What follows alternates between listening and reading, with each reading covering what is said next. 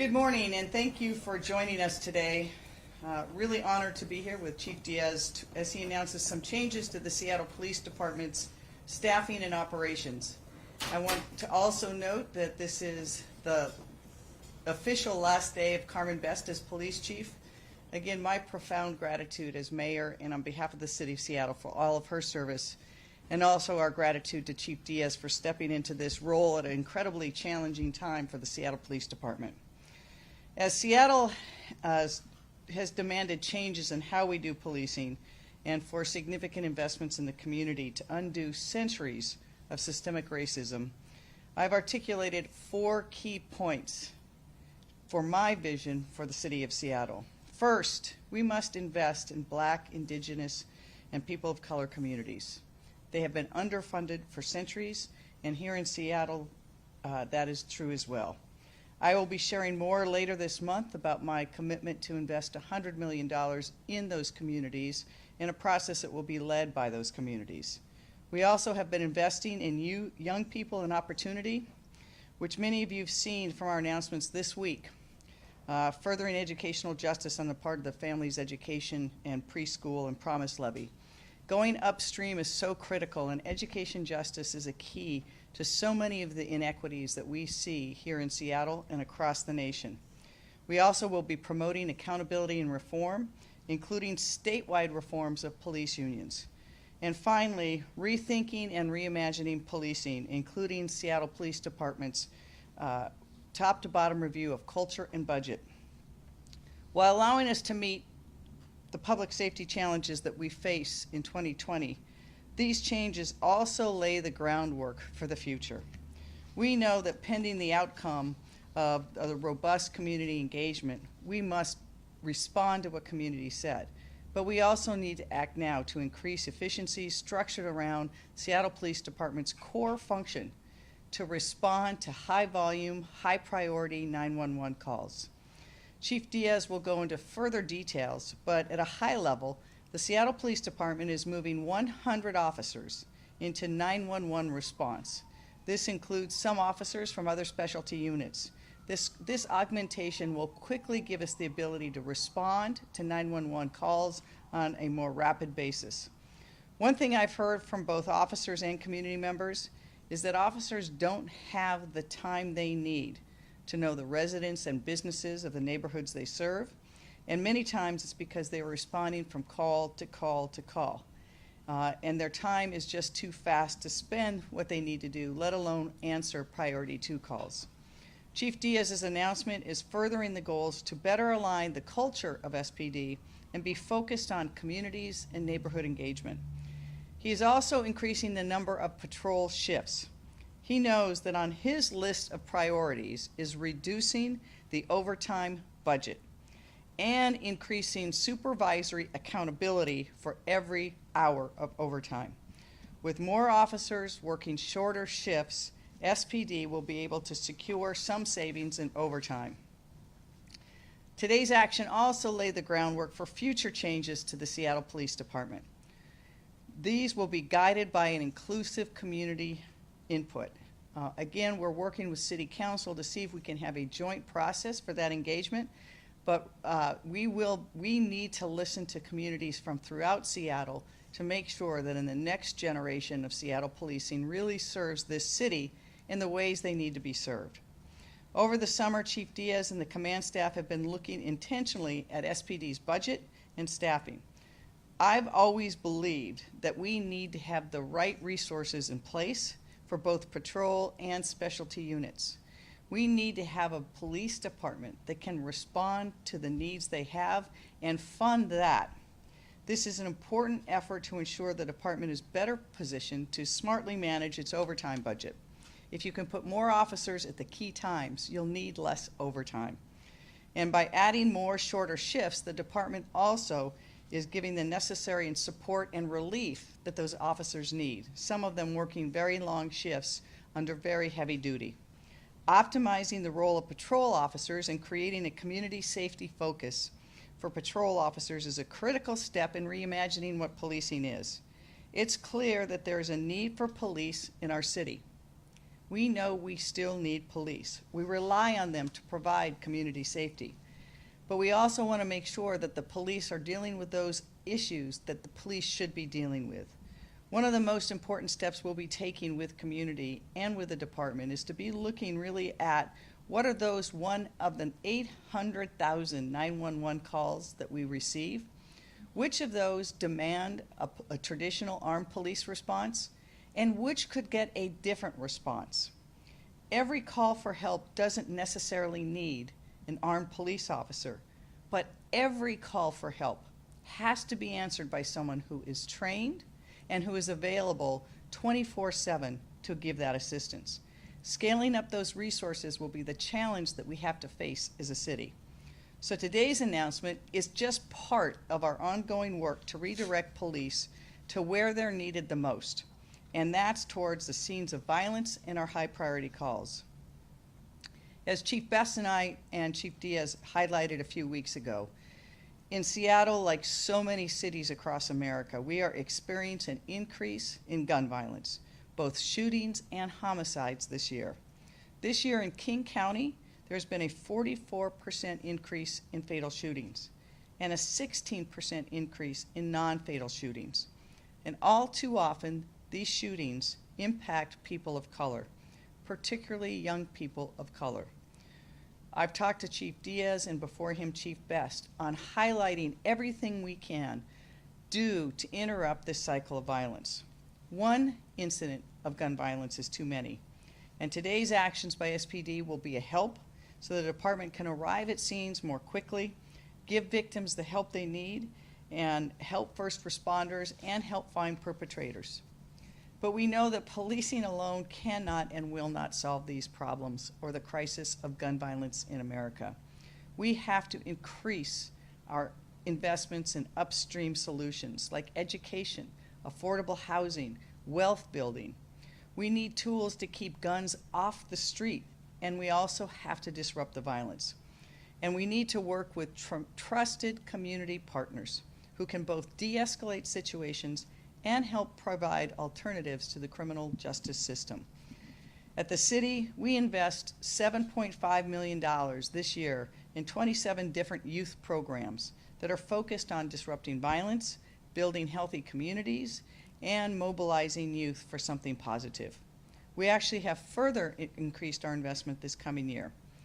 I am really grateful to the communities in Seattle who continue to remind us that policing cannot be the only response to gun violence. We have to invest upstream, proactively, holistically, in community-based solutions. That's what will truly make a difference. And those are the exact types of investments that I intend to expand in the coming 2021 budget, which I'll be presenting later this month. I want to thank Interim Chief Diaz for stepping into this role with enthusiasm and grace, particularly during this really unprecedented and uncertain times. And with that, I'll be happy to turn this over to Chief Diaz, and when he's finished with his remarks, we'd be happy to take questions. Thank you. Chief?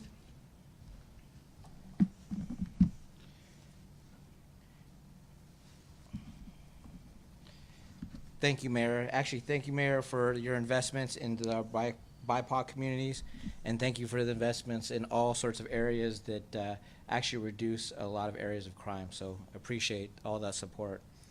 And also thank you for your continued support for ensuring SPD has the personnel to quickly respond to emergency calls, solve problems, and work with the community to achieve public safety. The core mission of the Seattle Police Department is preventing and responding to criminal behavior. This work done in large part by the officers responding to 911 calls in our patrol bureau. These folks who risk their lives every day responding to calls for help, calls where it isn't always clear where they're going to encounter when they arrive. When an emergency is happening, people call 911 and they expect a first responder to get there fast. If it's a crime in progress, they especially want a police officer. Throughout my career, when the department was growing, when the new problems were arising, when emerging research pointed to new models, SPD responded by creating specialty units at the cost of our 911 response. This was understandable. Departments across the nation were doing the same thing. And as a result, we currently have the fewest number of officers in 911 in recent memory.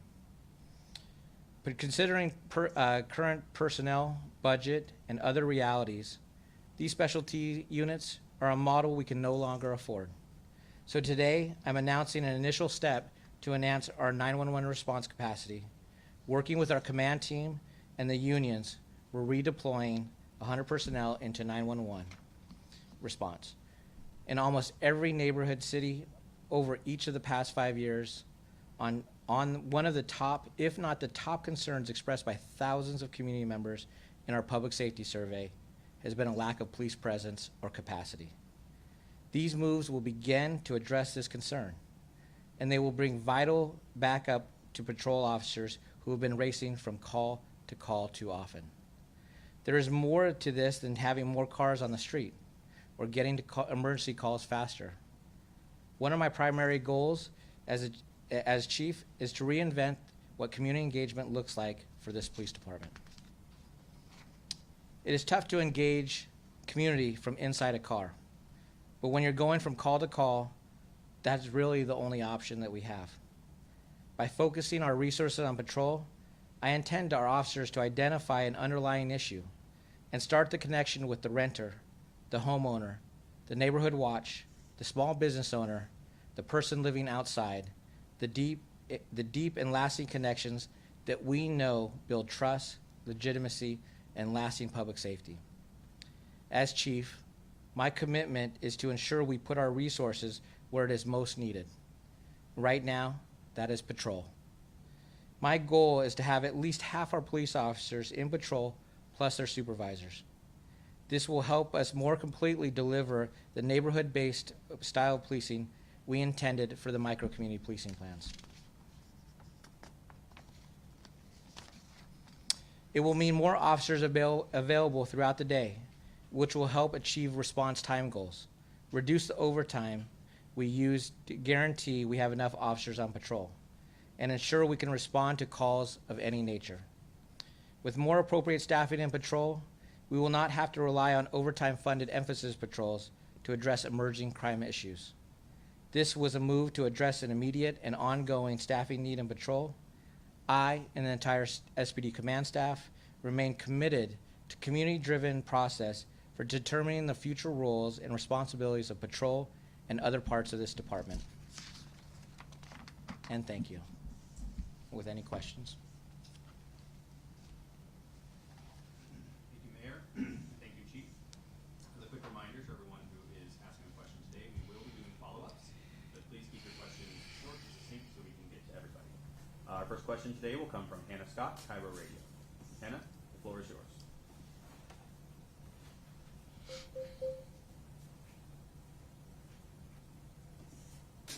Patrol seems to run counter to what some community groups and the Seattle Council leaders had in mind.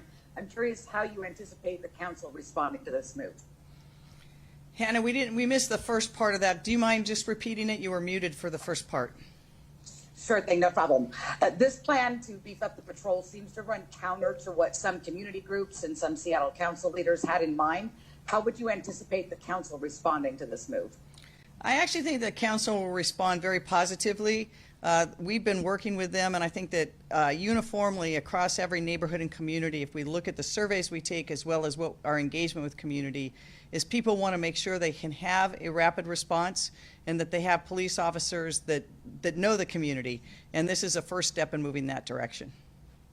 Hannah, follow up. Just quickly, this again for either of you, with yesterday's actions at Cal Anderson Park, as well as the response to a group of protesters near the East Precinct last night, it seems as though the overall response is a little bit different than some of what we had been seeing when the CHOP was around and more recently after that.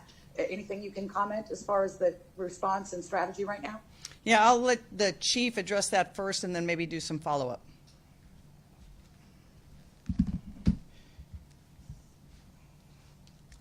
So, Hannah, actually that's a great question. Right now at Cal Anderson, we assisted Parks Department in securing several buildings that had been occupied and been used as as stations for some of the different demonstrations. We served a warrant on a tent that had multiple spike strips, knives that we've recently posted online, and shields that were being used at different demonstrations, as well as an unexploded mortar that was also recovered in the actual tent as well. Last night we had a little bit of a hands-off approach. We had about 50 to 75 anarchists that approached and occupied the intersection, threw combustible material over the fence that we have put up as a barrier to ensure that our precinct doesn't get burned down. And then they ended up lighting 2 Molotov cocktails, which burned for a little bit. Right now, a couple of community members actually put out those fires. And so we are trying to respond to addressing any issue that comes about. At the Cal Anderson location, we earlier in the day, we actually made an arrest of somebody that was wanted out of Portland, was wanted for an assault on a firefighter, a Portland firefighter. And so we know that we are seeing some connections in relation to Portland, and then the type of materials that were actually recovered. We do have information that some of this is going to be used against us, and so we're trying to ensure that the safety of our community, ensure the safety of our officers as well. Thank you, Chief. Hannah, I'll just follow up that. I think it's really important at the very first press conference that then Chief Best and I had with community members in May, after the protests and turned violent in downtown Seattle. We've made it really clear, we as a city will protect First Amendment rights. We will do everything we can to support and promote those who are exercising their right to protest and protest peacefully. But those who do unlawful actions will be held accountable, and that has been our posture all along. It will continue to be the posture of the city of Seattle. Thank you, Mayor, and thank you, Chief. Our next question will come from Paul Kiefer, CS for Crank, followed by Patrick Quinn, KOMO. Paul, the floor is yours. Hi, this is actually for Chief Diaz. How do you anticipate these transfers affecting ongoing casework by the specialty units, by detectives? So this does not impact our violent crimes units. This is mostly focused on, patrol. So we're almost 40% are actually coming from units that are already doing similar patrol function, like our anti-crime team, our community policing team, and we're also moving our traffic enforcement. The vehicle side is actually going back into patrol. So there are units that are already kind of doing similar work, but we're actually focused more on the 911 response. When it comes to some of the detective units, we are taking different parts of each of the different sections, from elder crimes, from our sex offender detail. We're taking one-offs to make sure that it doesn't impact our ability to respond to those types of calls and investigate those types of incidences. So we're just downsizing certain units by creating just 1 people or 2 people in each of the units, so that doesn't create a huge impact overall in the department. Thank you, Chief. Follow up. Yeah, do you expect that this will impact the number of officers who retire this year, especially given that some detectives who haven't been in the field will be asked to be out in the field again? We've actually reviewed the list of officers that are impacted. Right now, many of those officers, because of our contract and how it's worded, it is last one in, first one out. So many of the officers that are in those units are actually some of our younger detectives. So I believe that they will stay with us.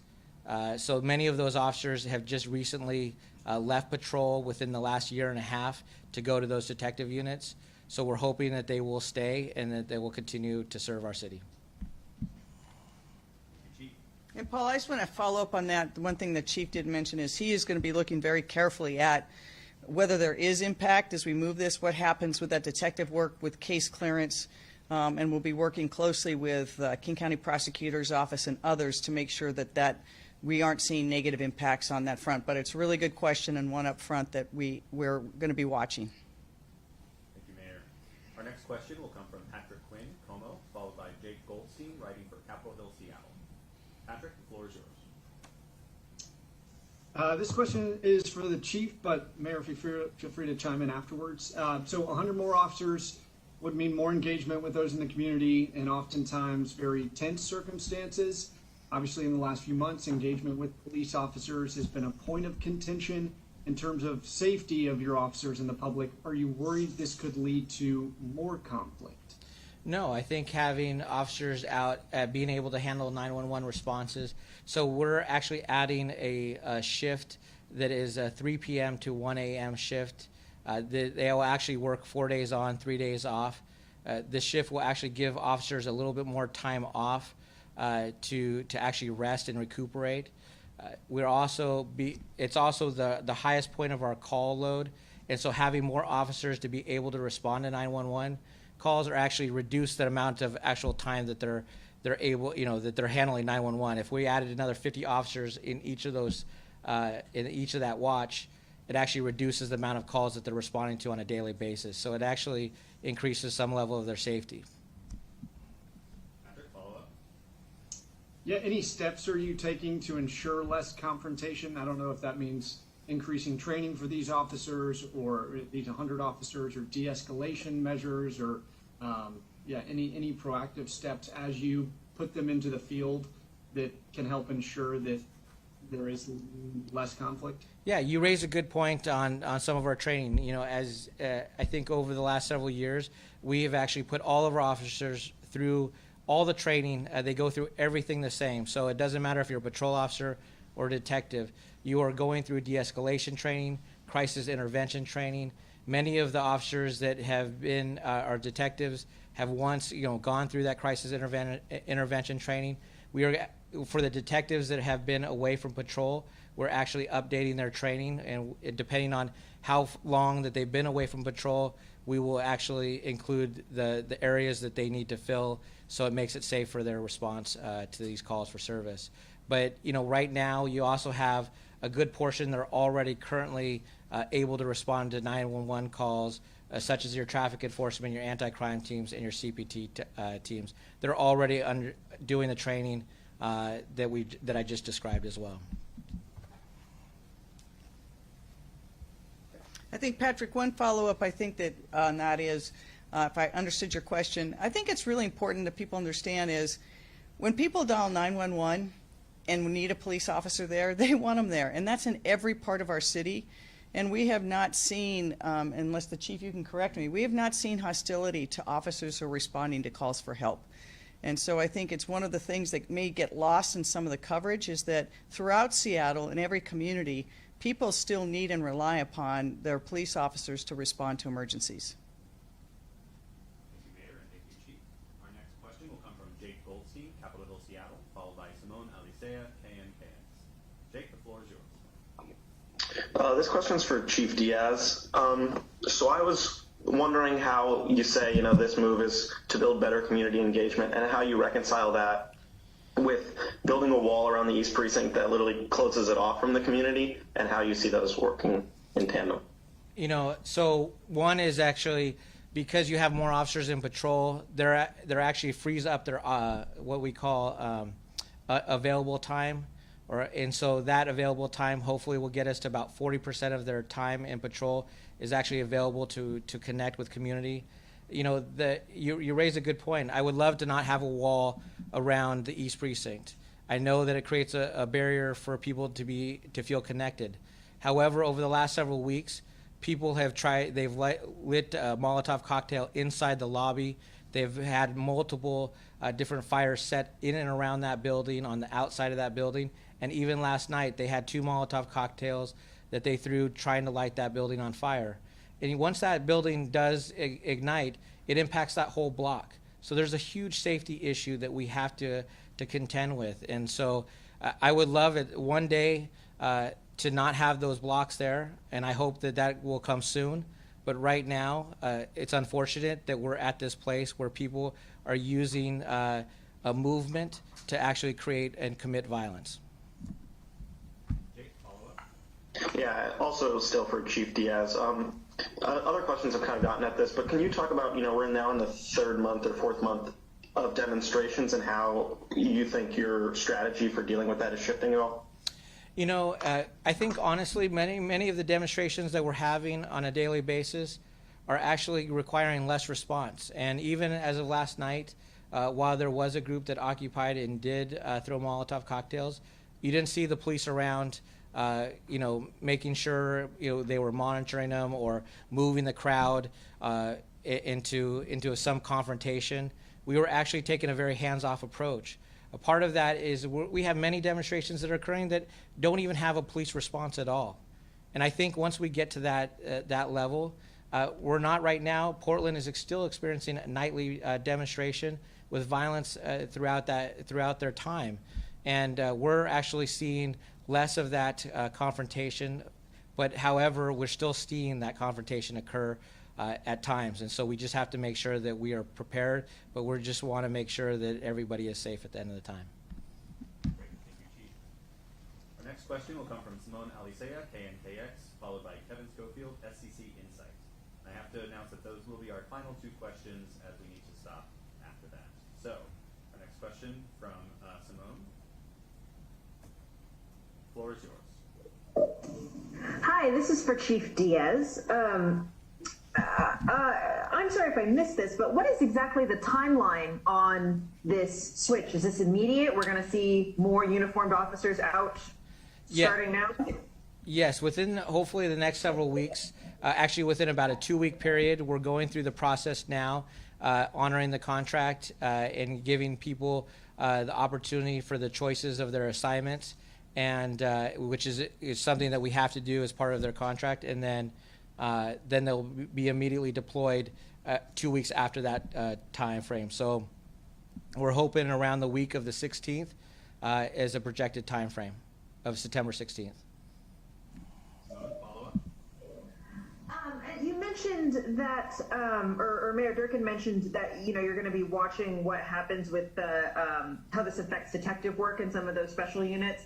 I'm curious, what other metrics are you going to be looking for to determine whether this is a successful move? Right now, officers are handling calls for service. They're handling multiple calls for service. So their call loads are getting to rates that we need to reduce that level. So that is one metric that for just the patrol officers that we're measuring. So we want to make sure we reduce that level of stress, because the higher levels of stress for officers could create impacts as far as confrontation. So we want to make sure we reduce that. But when it comes to detective work, we're going to actually we've set up a database to identify how many of the caseloads of detectives, how big those caseloads are, what the time is that they're actually getting charges or filings sent through. And so those are all aspects that we're going to be measuring to ensure that our cases are actually being filed on a timely basis. And that's the reason why we didn't abrogate complete units either, because if we would have abrogated a complete unit, for example, maybe a domestic violence unit, we would have had significant impacts to the community. And that's not what we did. We were very diligent on what units we could pick from without making sure that it impacted our case filings. So. Thank you, Chief. Our last question today will come from Kevin Schofield, SCC Insight. Kevin, the floor is yours. Thank you. This is a question for both the chief and the mayor. The recent OIG report on crowd control weapons suggested that the East Precinct building's architecture itself makes it difficult to defend. And now you sort of responded to that in part by building a concrete wall around it. Are you looking at whether the East Precinct should move to a different building that's more appropriate and potentially more defensible than the one that's currently in? I'll start with that, and then I'll let the chief follow. Thank you, Kevin, for the question. So the OIG report I thought was a really good report, went through a lot of factors. To your short question is, there's no plan right now to move the East Precinct. We're still assessing and reviewing all of the OIG's recommendations. For example, the OIG recommended very strongly that there be better, more pronounced communication at demonstrations and protests so that people could hear a disbursement order. Chief Diaz is working with FAS and others to see if we can get sound systems that can be heard more. It's all right when you have small groups like yesterday, but when you get large crowds that are very active themselves. So we're looking at that. I want to come back to the wall, though. I could not agree more with Chief Diaz. I hate seeing the wall around the East Precinct and the West Precinct. I hate seeing public buildings having to be fenced off in a park that's in the heart of our city. But we unfortunately are in a situation now where time and time again there have been acts of violence that are very dangerous to those police. And you can either do one of two things. You can station police around it to be the defense mechanism, which we saw what happened with that. Escalation of violence night after night after night, and police then having to go and interact with the crowds. Or you put a wall for a short period of time. But this chief knows, and that we are going to be looking at this very carefully to see how quickly we can reintegrate that department, both visually and physically, with the community that it serves. You've hit it. So. Okay. Great.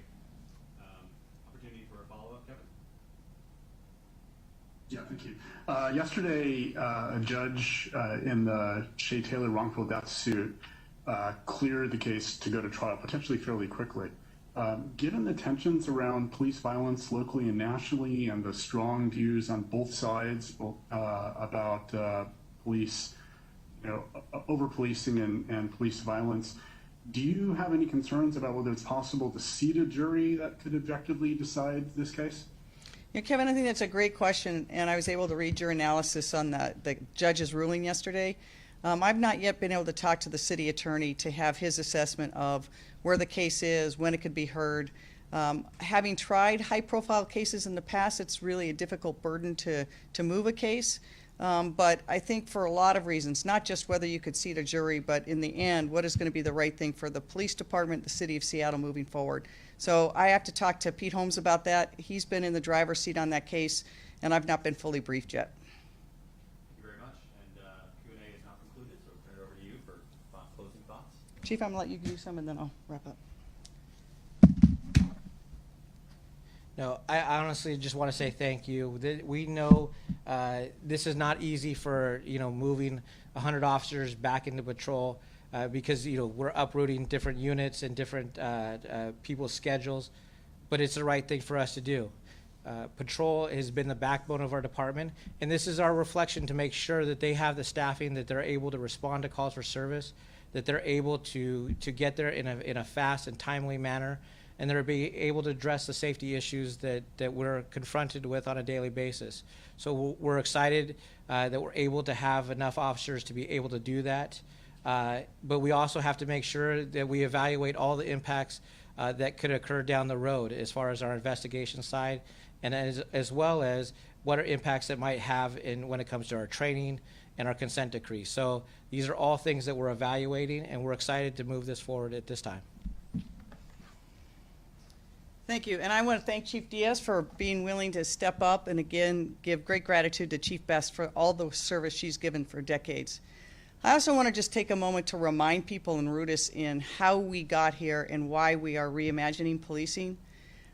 Rightfully so, we spent a lot of time talking about the First Amendment rights of demonstrators and how we respond to those demonstrations. But let's not lose sight as to why people were demonstrating in the first instance. I am committed, long-term and short-term, to make sure that we in Seattle can get policing right and make the right investments in community. We know that we have to go upstream to really disrupt the cycle of violence. It's why we will be doing more in my budget and why I look forward to engaging with community to see what will work. The increase in gun violence is unacceptable, and too many of the victims are young men of color. We have to stop that cycle too. And the best way to do it is scaled investments in things like education justice, access to affordable housing, access to health care, and then having trusted community partners who know families, know young people, and can keep them engaged. Second, we want to make sure that as we're looking at policing, we don't just budget to a number. We actually ask ourselves, what is it we want police to do? And then we build that model and fund that model. At the same time, what do we need other people to do? And how do we scale that to a point where if someone really needs help and they call 911, it won't matter where they live or what time of day it is, someone can respond who's trained in the work they do, who can actually help. This is going to take some time and some process, and it can't happen without the involvement of community. So I look forward over the coming months to really talk about what does policing look like, but as important, the $100 million that we are committed to spending, how does community think we need to spend that money? Center the voice of communities of color, indigenous communities who have been left behind in every regard, not just in Seattle, but across this country. I mean, still today, a kid growing up in South Park, Seattle, doesn't have the life expectancy, the career expectancy that a kid in Laurelhurst does. We're better than that. We have to change that. So I look forward in the months to come to really building a more equitable Seattle, and that as we move through COVID, which is still the #1 threat to our city, that we come back not just the same, but we come back stronger and more equitable. And on that point, one last thing that you'll be hearing, this is back to school. And usually back to school means kids got their, their new book bags, parents are sending them off, parents know that they've got their kids in a safe place for certain hours of the day. But because of COVID and because of the botched response, schools won't be opening. And as a result, the kids who are going to suffer the most are the kids of color in our Seattle public schools. I talked to Denise Juneau last week. We're working very closely with them to see what strategies the city of Seattle can do through its levy and other tools to help make sure the kids don't fall further behind, that they have a device so they can connect to the internet, that they have access to the internet, and that they have somebody engaged with them that can help them through their studies. All of these things have to work together. So today we're talking about policing, but policing has become the big net that catches all the other failures in our society. And it's my duty as mayor, and I think our duty as a city, to figure out how we do better on that regard. Thank you very much, and happy September to everyone.